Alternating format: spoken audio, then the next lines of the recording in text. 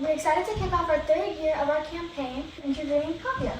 Would you like to introduce yourself? Of course. Hi everyone, I'm Kavya and I'm the co-president of Doc and C, and I'm a senior at Enlow High School, and I'm extremely excited to be here with you guys today. Thank you so much for your time, Kavya. We're honored to interview you. Samara, would you like to kick off with the first question? Of course. So Kavya, our first question is, what does substance abuse mean to you, and why do you think it's important to talk about it? So substance abuse to me means continuously using a substance over a prolonged period of time and eventually getting addicted and highly hooked to the substance, and it's having a negative toll on your mental health and your physical being. And I feel like it's extremely important to recognize what highly addictive substances are, because a lot of people in our community do face problems with that, and I feel like if you're aware of which substances are highly addictive, it's easier to stay away and recognize signs of, when people introduce it to you. Yeah, and I think especially to this day, a lot of teens can get addicted to substance abuse. So yeah, it's really important to stay on the right path. That's a very great point, and like Samara and you said, young adults have the most exposure to new things, and they haven't really heard about it much, so it's very easy for them to get hooked onto it. So moving on to our second question, do you feel that substance abuse is a concern among teens and young adults in our community, and why not? I completely agree that it is an issue among our young adult community, because a lot of people are more vulnerable and more likely to get introduced to these substances early on in their teenage lives, because it's very easy to get from either that's people they know or people that they might be mutual friends with. It's very easy to get those substances, and a lot of people try to peer pressure a lot of their friends or people that trust them to get hooked on these for the fun of it, or even just to negatively impact someone's life. And I feel like it's very prevalent in the community, and that a lot of teenagers are more vulnerable because they're younger and they're more immature, so likely to get introduced to these and get hooked on them. Yeah, I think there's also many platforms that kids also see, and they kind of get addicted based off of those. So I agree. So the next question is, have you ever learned about substance abuse in school? And if so, what was the most important point that stood out to you? So we didn't learn much about substance abuse in school. It was more about we have a lot of seminars on mental health and kind of anti-bullying, but there was not much on substance abuse.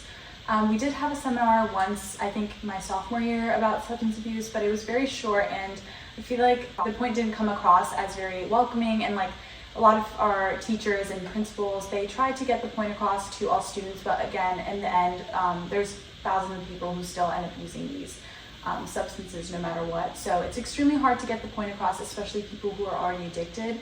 So these seminars weren't really well designed for people who are already on it and to get them to stop. So it wasn't really effective. I completely agree with you. In our schools, we recently had a unit on ATOD, which stands for alcohol, tobacco, and other drugs. It's a pretty long unit, so I feel like in 7th grade, it does come across pretty strong, except I agree with you, not strong enough for people who are maybe already addicted, or people who are experiencing that stress due to other family members or friends. And we also had, just recently had a unit on human trafficking, and it relates to substance abuse and how that could lead to people being mentally unstable or weaker and easier and more prone to human trafficking. Yeah, in our school we also learned about human trafficking just recently too, but we haven't really talked too much about substance abuse or drug abuse in that area. But I feel like as we said before, it's really important that I feel like schools should bring up that topic in their school, because that way kids are more aware of it. Especially in this age group, since we're more talented. Where do you think most young people get the information about drugs and alcohol from? So I think the number one way right now that people get a lot of information about drugs and substances are definitely through social media. Social media is widening throughout the years, and I feel like there's so much information you can find about different drugs and substances that you've never heard of on social media, and I feel like a lot of people do glamorize substance abuse on social media and talking about the positive effects or things that they feel, good things they feel when they take these certain substances. and it can lead a lot of people who don't know anything about these substances to maybe, want to try it out to get the same effects that people might even be lying about, and just try it out, and eventually it could harm them in an incredibly negative way. And I feel like apart from social media, a lot of people can get more information about drugs maybe through family members who may be using these certain drugs and have been being around drugs and substance abuse their whole life. They might eventually try it out or use it as a way to escape from family issues and things like that. And another way is it's definitely peer pressure. As I said before, peer pressure is the number one way teens do fall into substance abuse, because their friends who they trust and highly love could get them hooked on these just because they use them, or over a long period of time, even if their friends don't pressure them to use these drugs, they can start feeling left out and say, hey, maybe I should try this so I can feel like my friends do and get along with them better. So I feel like there's a lot of ways teens do get introduced to drugs, but I feel like it could be mostly from friends and family members that they're very close to. Yeah, I definitely agree. And especially social media. I feel like social media is very misleading. So lots of kids, especially because a lot of kids our age now do have social media, like phones and all that. So I feel like it can be a little misleading. Like, yeah, there are great sides to social media, but yeah. I completely agree. Social media is very misleading. And like Samara said, I completely agree with her. There are really nice sides to social media, getting to experience more, around the world, getting to make new friends, learning new things. Except there's like a really evil side of social media, which really influences people, especially teens and young adults our age, because they're so addicted to social media, not just substances if they're having that issue. But social media is a type of platform or a type of positive thing that kids think is so amazing, and they are on it a lot, and it can really mislead them to do wrong things. Okay, so, Project, you can go ahead. What's next? Okay, in your opinion, how does peer pressure influence decisions around trying drugs or alcohol? So as I kind of mentioned before, I feel like peer pressure could happen in two ways, indirectly or directly. Directly being through people close to you constantly pressuring you to try these drugs that they try or have heard of, and to experience new things. They encourage you to take these with them or along with a big group of people, which can leave you feeling very uncomfortable and vulnerable, especially if you say no, because you'll feel like you're being boring, or feeling like you're just, people are gonna think you're weird and never talk to you again. So it can really be hard to say no in the moment, because you're kind of pressured, and a lot of people might be, expecting you to say yes. So it's really hard for you when people are asking you directly to try these new drugs with them. And I feel like indirectly it can also happen through a long period of time where you see your friends, you're making the right decision by not taking them, but you see your friends taking these over months and months, and see them having a lot of fun with taking these certain substances and drugs, and it can lead you to want to take it over time, even if they're not directly telling you to. Peer pressure is definitely one way for kids to fall into the hands of substances. So moving on to our next question. I know your sister also did a project on mental health last year, and she did a great job with executing that.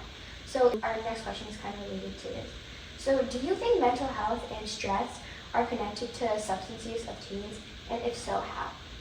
I certainly agree that these two are intertwined. I feel like they could go both ways. A lot of people who do struggle with mental health issues, whether that's anxiety, depression, all these mental health disorders, taking drugs they make them feel like they're having an escape from their mental health disorder, when in reality it could technically worsen their side effects that they may experience from having these mental health disorders. And though they think it's the right decision in the moment, it could negatively impact them over months and can have a lot of long-term effects. And I feel like a lot of people do use it as an escape from their mental health disorder, and it's something that they really can't control. So it's extremely hard to feel like you're normal when you are pressured by all these people you hear about these drugs that you think are helping you, but in reality, with your mental health disorder, it could really imbalance the effects that you face in life. I definitely agree with that.